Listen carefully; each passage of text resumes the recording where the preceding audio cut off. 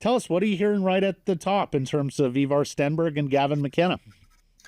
Yeah, I mean, not every team. So I have 10 teams that'll submit their list to me for the scout poll that I try to mimic Bob McKenzie's list there. And it certainly seems like Ivar Stenberg has taken over the pole position. And I mean, justifiably so. He was significantly better. I think, didn't have the same amount of points as Gavin did, but as you look at play and transferable play, he was better. And that, he's popped right back to Frölunda, scored the game-winning goal in Champions Hockey League play on just a wicked wrister. It kind of looked like Nikita Kucherov on that power play too. So, I think Ivar has definitely moved up, and he's solidifying himself at the top right now, mid-season here. The big question will be is like, does Gavin even go two? So I there's one team that has him outside of the top three so far that's submitted to me too, and I think that we're starting to see that now.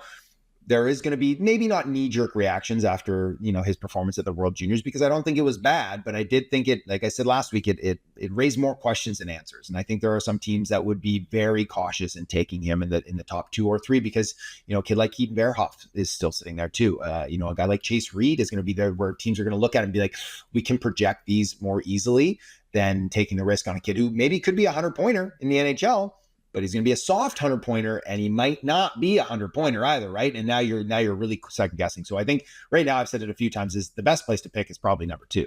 Is that if Gav goes 1, you take Ivar Stenberg. If Stenberg goes 1, well, you'd probably just take Gavin at number 2 there and be fine with it and hope for the best.